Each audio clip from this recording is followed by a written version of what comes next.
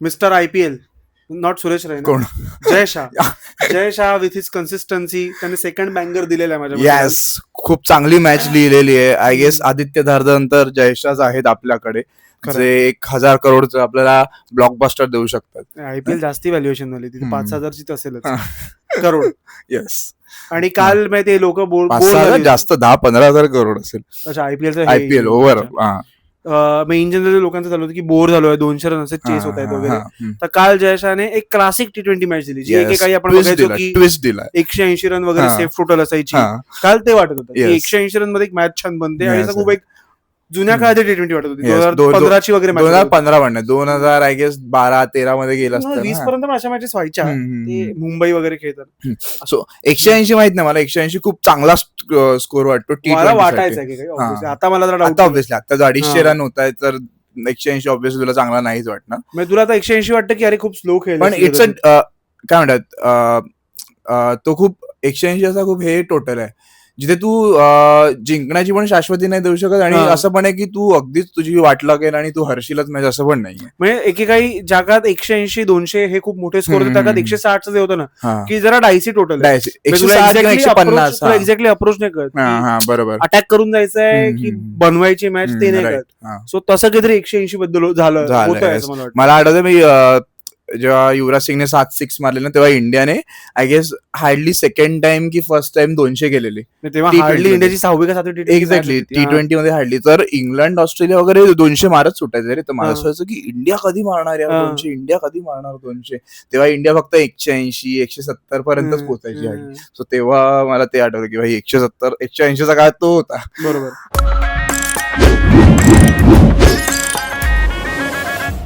काल अज्जूने टॉस जिंकला, नाही रिषभ पंतने टॉस जिंकला. अजिंक्य रहाणे. अच्छा, एवढं प्रेम बाबा. उद्या आपल्याला तो पॉडकास्ट वर हवा असेल तर खरं जाऊ दे, आपण लास्ट एका रील मध्ये त्याला पुन्हा रेफरन्स नको द्यायला, चुकून 3 असेल बघितली. खूप कौतुक केलं मागे पण आपण. येस खरं आम्ही केलेलं कौतुक. आणि काल त्याने बॉलिंग घेतली रिषभने, रिशूने काल बॉलिंग घेतली. तो येणार आहे काय, तो मराठी आहे का, असं आपण नॉन महाराष्ट्रीयन लोकांना पण लँग्वेजेस आपण भले मराठीत बोलतो, बट क्रिकेट इज युनिव्हर्सल. ठीक आहे. तर काल ऑब्व्हियसली लखनौने बॉलिंग सुरू केली, आणि फिन ॲलन, मला असं वाटतंय की IPLच्या इन जनरल ह्याच्यात टॉस कोण जिंकलं? लखनौ. रिशू टॉस जिंकला ब्रो. तर IPLच्या चकाचौंध मध्ये तो कुठेतरी हे झाला, गायब झालाय. पहिली आय गेस एकच मॅच तो चांगली खेळला, सगळ्यात पहिली मॅच जो खेळला त्यातच त्याने बरे रन मारले, कारण त्याने अदरवाईज बघशील तर अख्खं 2025 त्याने गाजवलं होतं. बिग बॅश मध्ये जिंकवली होती त्यांच्या टीमला. न्यूझीलंडसाठी त्याने खूप भारी नॉक्स खेळले. त्याने डेव्हॉन कॉन्वे सारख्या प्लेअरला टीम मधनं. पण IPLचं प्रेशर पण वेगळं ऑब्व्हियसली, इंटरनॅशनल जास्त असेल, असतंच प्रेशर IPL पेक्षा, पण IPL मध्ये थोडं त्याला पैशाचं पण प्रेशर असेल. बरोबर. पण त्याला एवढे पैसे नाही मिळत, मला माहित नाही त्याला कितीला घेतलेलं आठवत नाही मला, कमेंट मध्ये. त्याच्या जागी टीमचा एफर्ट बाहेर बसलाय. बरोबर, दोघे पण न्यूझीलंडचे. दोघे न्यूझीलंड. येस. आणि आय गेस आपण लोकांना खूप क्रिटिसाइज करायला लागूया, जे आउट ऑफ फॉर्म आहे, जे T20 मध्ये टच मध्ये नाही, त्या लोकांना आपण क्रिटिसाइज करूया. आता बघ अजिंक्य रहाणेला आपण क्रिटिसाइज केलं. आपली जी काही नाही, आपली जी पांढरी लोक. खरं स्वतःसाठी माहित नाही काय. अजिंक्य रहाणेने काल येऊन 24 बॉल 41 मारले. आयुष बदुरीने काल येऊन 50 मारले, ज्याची आपण आयुष बदुरीला दोघांना आपण क्रिटिसाइज केलं. T20चे प्लेयर्स नाही. सो माझ्या रोहित शर्मा खूप वाईट प्लेअर आहे, खूप घाणेरडा प्लेअर आहे. विराट टाकून घाणे, आणि म्हणजे धोनीने तर परत येऊच नाही खेळायला. धोनीने असाच इंजर्ड राहा. हे ऍक्च्युली आतनं बोलतो मी, पण तरी व्ह्यूज साठी माणूस काही करेल, कंटेंट साठी उलट होणार ना, म्हणून म्हणतो. तो रहाणेने खूप चांगली इनिंग खेळली. रहाणेने 2 6 आणि 4 4 मारले. त्याने प्रॉपर काम राहून फास्ट खेळला तो, पण काम आणि स्टेडी जसा त्याचा स्वभाव आहे, जशी त्याची कॅप्टनशिप राहिली आहे ओव्हर द इयर्स, म्हणजे आपण इंडियासाठी पण बघितली, तसं तो खेळला ओपनिंग 11 बाई. बरोबर. पण मला तुझं मागच्या व्हिडिओतलं मला लक्षात आहे, तेच जे तू अजिंक्य बद्दल बोलला होतास, तेच मला बरोबर नाही, पण ते जरासं मला वाटतं की आहे त्याच्याबद्दल. नाही आहे की जेव्हा तू फ्री फ्लो असेल. नाही, त्या व्हिडिओमध्ये आपण काय बोललेलो, नाही तू त्याच्यात वाईटच बोलला होतास. त्या व्हिडिओमध्ये आपण काय बोललेलो की फर्स्ट इनिंगला वगैरे तो चांगला खेळून जातो बघ, हे आपण बोललो होतो की फर्स्ट इनिंग असेल, पूर्ण टीम मारते, जेव्हा प्रेशर नाही तेव्हा तो चांगला खेळणारच, हे शुअर आहे. पण T20 मध्ये जेव्हा ऑन द कॉल, जेव्हा जसं तू बोललेलास की भाई अभि 200 के स्ट्राईक रेट से खेळ, तेव्हा मग थोडा फसतो. बाकी तर ऑब्व्हियसली तो ग्रेटच आहे प्लेअर म्हणून, कॅप्टन म्हणून. टेम्परामेंट खूप चांगलं, टेम्परामेंट खूप चांगलं. बीजीटी जिंकवली त्याने. Yes, obviously. तर काल नथिंग अगेन्स्ट हिम बाबा, नथिंग अगेन्स्ट यू अजिंक्य. पण काल तू बघशील तर हॅलनची विकेट पडली लवकर. त्यानंतर अंगरिक रघुवंशी स्टार्टला खूप स्ट्रगल करत होता. तो लिटरली 15 बॉल 8 वर वगैरे किती 10 बॉल 12 बॉल 6 वर वगैरे खेळत होता. आणि त्यावेळी अजिंक्य रहाणे एक्सेलरेट करत होता. आणि स्पेशली त्याने आवेश खानला जो 6 मारलाय, असा स्लॅश केला त्याने, त्याची बॅट त्या साईडला, त्याची बॅट गेली स्वीपरला आणि तो गेला बॉल तिकडे 6ला. रघुवंशी म्हणतोस ना तू? अजिंक्य रहाणे असा एक शॉट मारला होता की त्याचा बॉल तिकडे बॅट त्या साईडला लेगला गेली, लेग अंपायरकडे गेली होती. बरोबर. आणि इन जनरल तेच रहाणेचे जे क्लासिक टॉच असतात, तो जे शॉट्स असतात, तो जे लॉफ्टेड शॉट्स मारतो, जस्ट हवेत टाकतो बॉल, ते सगळे त्याने चांगलेच मारले. आणि 2-3 जण कट शॉट्स पण चांगले केले. सो मला वाटतं Rahane we need you in T20. We need you. पण मला असं इन जनरल वाटतं ना, काल जो इन जनरल केकेआरने जो स्कोर केलाय, स्कोर केल्यापेक्षा त्याच्या पद्धतीने खेळले. मला वाटतं की काय होतं आयपीएल मध्ये, तो आरसीबी सोडूनच दे, कारण आरसीबी क्रिस गेल होता, तो एक राक्षस होता पूर्ण. अदरवाईज क्रिस गेल सोडलास आणि डिव्हिलियर्स खाली सोडलास, मध्ये विराट आणि हे लोक ट्रेडिशनल खेळायचे. बट केकेआर ही अशी एक टीम होती जी मारूनच खेळायची. जेवढं मला लक्षात आहे की काही ख्रिसलिन होता, नारायण जे वरनं खेळायचे दोघं, ब्रँडन मॅककेलम होता काही मॅककेलम होता, इव्हन त्यांच्याकडे रसेल दादा होते. दादा मारून खेळायचे हे मी बोलू शकत नाही, पण ठीक आहे, दादा मारूनच घ्यायचं स्ट्राईक रेट आयपीएल मध्ये. मला जेवढं लक्षात आहे त्या काळातल्या लेजंड्स पैकी जर कोणी T20ची खूप जास्त चांगलं अडॉप्ट केलंय सेहवाग, तर तो सचिन. सेहवाग तसाच प्लेअर होता. सचिन वाटतं की सेहवाग त्याच्या स्टँडर्डनुसार खूप कमी चांगला खेळ, पण सचिन मला वाटतं की ज्याने खूप अडॉप्ट केलं.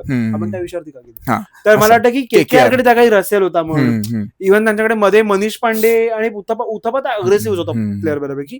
एक मधला काळ जरा तो हे खेळायला लागला, पण त्याची टेक्निक चेंज झाली तेव्हा तो थोडा त्याचा स्ट्राईक रेट कमी झाला. पण अदरवाईज एक त्याने सीझन आरसीबीतनं इतकं गाजवलं तुम्हाला लक्षात आहे, कडक खेळायचा. तर एकेकाळी KKR was non for that aggressive template असं मला वाटतं. बरोबर. आणि आता केकेआरचा गेमच असं झालाय की आता तुला असं वाटतं की ते लोक खूप सेफ खेळायला जातात. काल त्यांची अख्खी इनिंग मला वाटतं ते सेफ खेळत होते. अंगरिक रघुवंशीचा स्टार्ट म्हण, कॅमेरन गिलला तर स्टार्टच नाही मिळाला. कॅमेरन गिलने 24 बॉल 32 मारले, त्यात त्याने 6 टाकले. 20 बॉल 15 वरती होता. हा बरोबर, हा एक्झॅक्टली 20 बॉल 15 वर वगैरे खेळत होता. आणि मला कळत नाही की I guess he is not fit, 100% fit नाही वाटत मला इन जनरल त्याला बघून. पण काल त्याची बॉलिंग चांगली पडली काय. हा, एकाच बॉल टाकत होता तो प्रत्येक डिलिव्हरीला. स्लो शॉट त्यात एक विकेट पण काढली.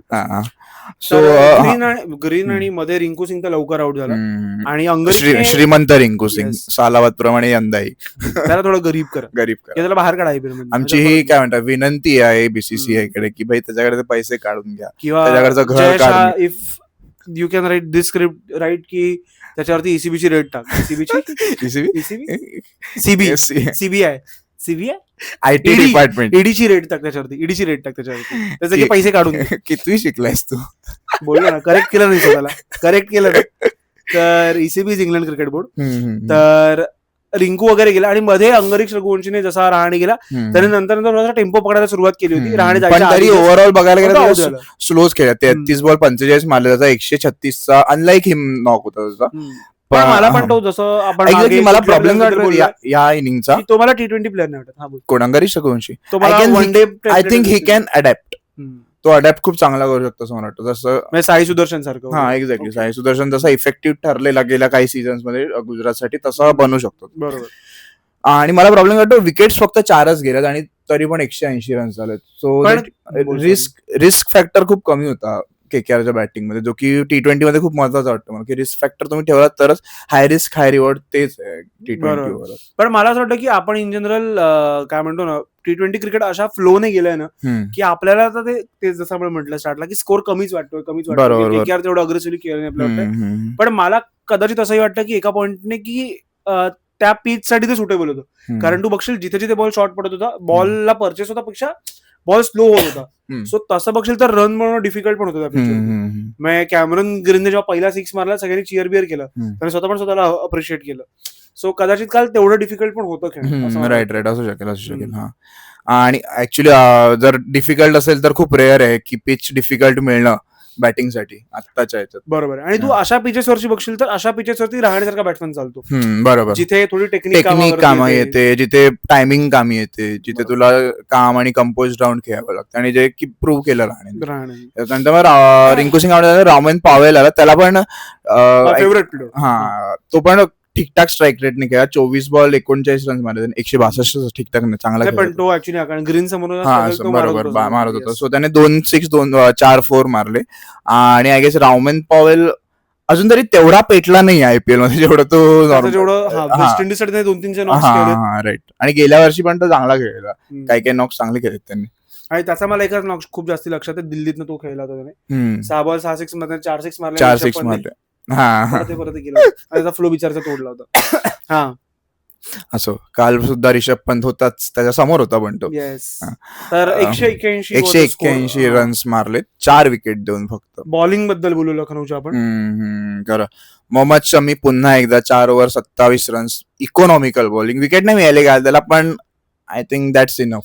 T20 मध्ये डॉटच जास्त महत्वाचं विकेट पेक्षा. सो बाई BCCI बघा, काय जे काही असेल ते द्या त्याला आणून, त्याच्या घरी पोहोचवा. अजिंक्य राणे वनडेत तर खेळवा. येस, अजिंक्य राणे त्याला फोन कर, बोल मी तुला स्वतःहून फोन केलाय, आता ये खेळायला, तू त्याला फोन करायला नको लावूस.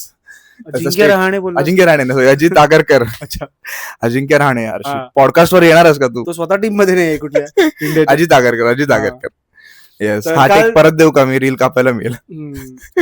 ठीक आहे सर, परत करूया. अजित आगरकर त्याला फोन कर, मोहम्मद शमीला सांग त्याला की मी स्वतःहून फोन केला, आता ये तू टीम इंडियामध्ये. येस, आधीचा बरा होता. खूपच तू फ्लो मध्ये खूप आवत गेला, पण ठीक आहे. तर काल बॉलिंग मध्ये तेच शमी आणि दिग्वेश राठीने चांगली बॉलिंग केली, आणि प्रिन्स यादवने पण चांगली केली, पण त्याच्या शेवटच्या 2 मध्ये थोडंसं मारलं. बट अदरवाईज ओव्हरऑल लखनौकडनं डिसेंट एफर्ट होता. प्रिन्स यादव पण 1 विकेट घेऊन गेला, पण तो त्याने ती याची फिनालीची विकेट. पण तो इम्प्रेसिव्ह बॉलर आहे यार, खूप. त्याची ऍक्शन खूप चांगली आहे, त्याची ब्लाइंड अँड लेन खूप बरी पडते. खांदा मारतो, मस्त आहे, आवडतो. शार्दुल ठाकूर सारखा, फक्त तशी बॉलिंग नाही केली म्हणजे नाही. शार्दुल ठाकूर याच्या पेस मध्ये पण खूप जास्त फरक आहे. सो दिग्वेश राठीने 4 ओव्हर 25 रन दिले, आवेश खानने 4 ओव्हर 44 रन दिले. आवेश खानने रिंकू सिंगचा विकेट मस्त काढला, राईट. असा बॉल कट होणार मध्ये आला. लेजंड आवेश खान. त्यानंतर मणिमरम सिद्धार्थने पण चांगली बॉलिंग केली, 4 ओव्हर 34 रन देऊन त्याने 1च विकेट काढली. चांगलाच स्पिनर तो, लेफ्ट आर्म स्पिनर चांगला, आणि त्यानेच रघुवंशीला काढली. बरोबर. सो ओव्हरऑल LSG साठी बॉलर्सचा चांगला दिवस होता का? येस. आणि त्यानंतर मग LSG ची बॅटिंग आली, आणि आपल्याला माहिती काय झालं ते. मला पण तरी LSG ची बॅटिंग कशी झाली असली, मार्करमने जी बॅटिंग केली वरून, त्याने जे काल 2-3 पिकअप शॉट्स खेळलेत, माझ्या मते ही इज क्लास अपार्ट. माझ्या मते T20 क्रिकेटसाठी जे अडॅप्ट करणं आपण जे म्हणतो, मार्करम नॅचरली पण अग्रेसिव्ह आहेच, पण त्याची बॅटिंग ही थोडी ट्रेडिशनल ऑर्थोडॉक्स बॅटिंग. त्याने लेग साइडला एक मारला, स्क्वेअर लेगच्या कुठे स्क्वेअर लेग की फाईन लेग असा मारला, सरळ बॅटने खेळला रे. आणि तो नॉर्मली त्या लेंथला आणि त्या लाईनला बॉल पुल करतात लोक किंवा हुक करतात, तिकडचा फ्लिक मारतात, पण तो त्या सरळ बॅटने खेळला तो, आणि तो लांब गेला बॉल. करेक्ट आहे. आणि त्या हाईटचा बॉल होता, टेक्निक खूप चांगली असतो. तो मार्करमची टायमिंगवर वगैरे त्याचा खूप विश्वास असतो त्याचा. तो एक 6 मारला आणि त्याने 2 4 मारले, पण आउट झाला त्या बॉलला, पण बॉल त्याने कुठे मिड विकेटला खेचला होता. तो जो पुल शॉट मारला, तो चांगला पुल शॉट मारलेला, स्लोअर बॉल बोलला होता, भाई काय शॉट आहे, काय 6 आणि आउट. स्लोअर शॉट बॉल होता तो, स्लो शॉट बॉल होता, आणि चांगला मारला, पिक चांगला केला त्याने, जस्ट की नीट थोडा ऑफ टाइम झाला तर त्यामुळे हातात कॅच गेली. रॉबिन पॉवेलच्या वैभव अरोराने विकेट घेतली त्यांनी. मला वाटतं काल KKRने बॉलिंग करताना खूप लवकर पकडलं होतं की ह्या पिचवर काय चालणार आहे. त्यांना लवकर कळलं होतं की शॉर्ट, स्लोअर वन शॉट जे काही बॉल असतात ते या पिचवरती पिक करणं कठीण आहे. कारण मिचेल मार्शची विकेट पण काल वैभव अरोरा ओव्हरऑलच IPL मध्ये खूप वर येणार आहे असं वाटतं, कारण हर्षित राणा नाहीये, सो त्याने ते स्वतःची जबाबदारी. तो दिसतो पण थोडा तसाच आहे, ऍक्शन पण थोडी हर्षित राणा सारखीच आहे त्याची, सेलिब्रेशन स्टाईल आणि इन जनरल बॉडी लँग्वेज थोडी हर्षित राणा थोडा शांत आहे त्याच्या मनाने, पण मला वाटतं की काल त्याने तेच जबाबदारी. आणि तो गंभीरकडे पण जात नसेल. अच्छा, वैभव येईल काही दिवसांनी टीम मध्ये असो. तर मार्करम आणि मिचेल मार्श लवकर आउट झाले काल, 22 आणि 15 रन मारून. त्यानंतर रिषभ पंत आला, रिषभ पंत पण लवकर गेला, आणि पहिले 4 विकेट त्यांचे शॉर्ट बॉलला पडले. Markram short ball, Marsh short ball, Pant short ball, आणि असतील तर आधीच्या मॅचला पण शॉर्ट बॉलच इफेक्टिव्ह ठरत होता, स्लोअर शॉर्ट बॉल. कदाचित लखनौच्या पिचचं तेच राज असेल. राईट. आणि रिषभ पंत पण शॉर्ट बॉल, रिषभ पंत पण ठीकठाक खेळला, 9 बॉल 10 रन मारले. त्यानंतर आयुष बदोनी आला मित्रांनो. आयुष बदोनीला सुद्धा आम्ही क्रिटिसाइज केलेलं, याला उडवून नका पाठवू, याला घरी पाठवा. निकोलस पुरनच्या आधी घरी पाठवा नव्हतं बोललो, मी तरी नव्हतं बोललो, हा बोलला असेल तर मला आठवत नाही. खाली पाठवा. तुझ्याबरोबर एकट्याबरोबर बसून मी बोलेन, खाली पाठव बोललो. निकोलस पुरनच्या आधी त्याला नका पाठवू वगैरे बोललो, पण तो कालच्या मॅचला खूप चांगला खेळला. आणि त्याने 34 बॉल 54 रन्स मारले, जेव्हा की वरून लवकर विकेट पडलेला, तरी वरनं स्टार्ट मिळाला होता त्यांना. आणि कालची जी सिच्युएशन जी होती, कालची सिच्युएशन ती त्यासाठी बनली होती बदोनी सारख्या प्लेअरसाठी, की एक इनिंग अख्खी गाईड करून देणं किंवा जाऊन पुढे जाऊन एक्सिलरेट करणं. सो त्याची काल ती आयडियल मॅच होती बदोनीची. येस, आणि त्याने 2 6 आणि 7 4 मारले, पण तो फिनिश नाही करू शकला. तो आउट झाल्यानंतर मग मॅच फसली बरंच, आय गेस. नाही, तो असताना पण मॅच फसत चाललेली. मी तुला बोललो पण त्यांना, कारण मध्ये विकेट पटापट पडल्या. पुरन पटकन गेला, पुरन नंतर तो समद पटकन गेला आणि शमी पण लगेच आउट झाला. बरोबर. आणि एका पॉइंटला त्यांना 80 बॉल 120 वगैरे हवे होते, की 89 बॉल 120 असं काहीतरी हवे होते. सो गेटेबल टोटल होता. 80 बॉल मध्ये 120 रन होताच असतो. सो तिथून मॅच ती फसतच गेली त्यांची. मग काय म्हणतात, गॅप वाढतच गेला. 20 बॉल 40 बॉल. मग शेवटी मग मुकुल चौधरीचा नॉक आला नसता तर मग संपले. आणि हा एक्स्ट्रा ऑर्डिनरी नॉक होता भाई. मुकुल चौधरी, अर्जुन तेंडुलकर त्याच्या पॉडकास्ट मध्ये बोलले, अर्जुन तेंडुलकर बोलले त्या पॉडकास्ट मध्ये की त्याला प्लेअर टू वॉच फॉर या वर्षीचा तो, तर त्याने मुकुल चौधरीचं नाव घेतलेलं. आणि हा पॉडकास्ट आय गेस 1-1.5 आठवडा आधी रिलीज झालेला. सो त्याने मुकुल चौधरीचं नाव खूप आधीच घेऊन ठेवलेलं. आणि मुकुल चौधरी खेळला पण त्याचा 27 बॉल 54 रन मारले, त्याने 7 6 मारले. 7 6. आणि त्याचं 21 वय आहे फक्त त्याचं. अच्छा, 21व्या वर्षी. तुला लाज नाही वाटत? तू काय करतोस त्याच्यावरती, बोलतोस 30व्या वर्षी? जाऊ दे, झालं ते झालं. असो. तर मुकुल चौधरीने 7 6 मारले आणि 2 4 आले त्याच्या इनिंग मध्ये. आणि तेव्हा तो जेव्हा आला बॅटिंगला तेव्हा 7 विकेट डाऊन होती. LSG 7 विकेट डाऊन होती आणि मॅच ऑलमोस्ट गेलेली. मी आय गेस ग्रुपवर टाकलं की लखनौने मॅच हरली. हरली नाही बोललो मी, लखनौने मॅच घालवली स्वतःची. हातातली मॅच घालवते आहे असं मी बोललेलो, घालवली आहे असं मी बोललो नव्हतो. तर त्याच्या बरोबर आवेश खान शेवटपर्यंत होता. शेवटपर्यंत 3च बॉल खेळायचं, पण त्याने विकेट टाकली नाही ती. त्याने शेवटच्या ओव्हरला सिंगल काढून देणं खूप जास्त चांगलं पडलं LSG साठी की भाई. आणि आवेश खानने त्याला स्ट्राईक नाही, सॉरी मुकुलने त्याला स्ट्राईक पण नाही. मुकुल चौधरीने काय काय शॉट मारलेत ना. मुकुल चौधरीचा तो एक हेलिकॉप्टर मारला तो, आणि त्याने शेवटचा ऑफचा हेलिकॉप्टर मारला तो. ते म्हणजे हायलाइट होते शॉट. त्याची बॅट स्पीड काय भाई, खतरनाक बॅट स्पीड आहे त्याची. म्हणजे टेनिस क्रिकेटमध्ये तर मी संध्याकाळी धावायला वगैरे जातो, तिथे ओव्हरआर्म खेळत असतात लोक, तिथे आय गेस तिथे मी तेवढी बॅट स्पीड बघतो. म्हणजे टेनिस बॉलला जी घेतात की हलका बॉल असतो, बॅट पण थोडी हलकी असते त्यांची, तर तिथे जी बॅट स्पीड जाणार होती ती बॅट स्पीड वाटत होती मला मुकुल चौधरी. आणि 21व्या वर्षी तसं असणं खूप जास्त पॉवरफुल गेम आहे. इट्स जस्ट दॅट ती त्याची स्ट्रेंथ आहे, तर त्याने थोड्या काही गोष्टी डेव्हलप करून त्याच्या स्ट्रेंथवर त्याने स्वतःला बॅक केलं पाहिजे. नाही, तो टेम्परामेंट वाईज पण खूप काम आणि कंपोज होता. बरोबर. काल एका पॉइंटला मॅच अशी 2 ओव्हर 30 ला वगैरे मॅच होती रे, आणि त्यात त्याला ग्रीनने शॉर्ट बॉल वगैरे टाकले होते, पण त्याने शेवटचा जो 6 मारला ग्रीनला, बरोबर, असं तो आडवा त्याने खेचला तिकडे मिड विकेट साईडला. बरोबर.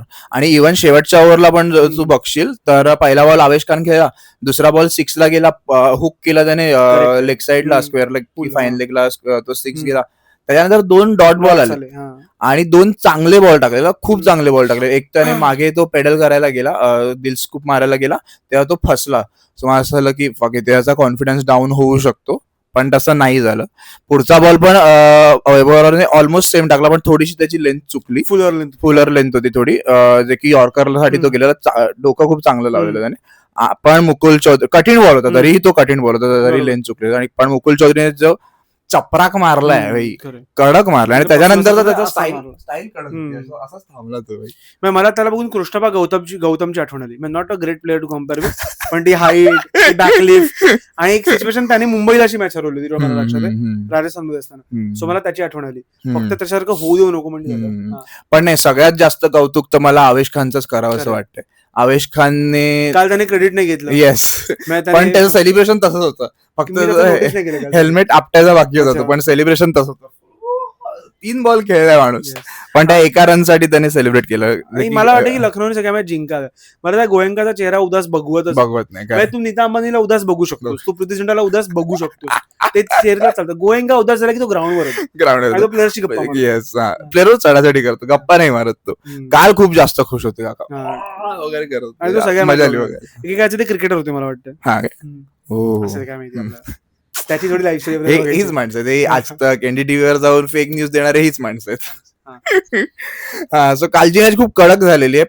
सो आय गेस आत्ता खरी IPL चालू झाली आणि आता थोडी रंगतदार होतात मॅचेस, लो स्कोरिंग मॅचेस होतात. लो स्कोरिंग मॅचेस बघायला कधीही मजा येते हाय स्कोरिंग मॅचेस पेक्षा. आपल्याकडे काय वेळ आली की आपण 181 low scoring exactly see how time changes. 140 वगैरे होते लो स्कोरिंग, ज्यात मुंबई इंडियन्स सगळ्यांना हरवायची. अच्छा, तुला KKRचं भविष्य काय वाटतं ह्या IPL मध्ये? KKR माहित नाही, अजिंक्य रहाणेवर खूप जास्त डिपेंड करतात ओपनिंग साठी. सो आय गेस अजिंक्य रहाणेचा they should go back to Sunil Narine opening आणि one down Ajinkya Rahane. Finn Allen किंवा सायफर्ट. अच्छा, रहाणे वन डाऊन खेळा. मग राणेला काढायचं असं म्हणतोस? राणेला वन डाऊन खेळण्यासाठी ऍक्च्युअली मिडल ऑर्डर नाही, त्यांच्याकडे मिडल ऑर्डर चांगला नाहीये माझ्या. त्याला त्याची गरज तर आहे त्यांना, पण रहाणेला ओपनिंग ऐवजी मिडलला टाकावं असं मला वाटतं. आणि वर्ण नारायण आणि किंवा सायफर्ट आणि फिनलँड दोघांना पण ओपन करू.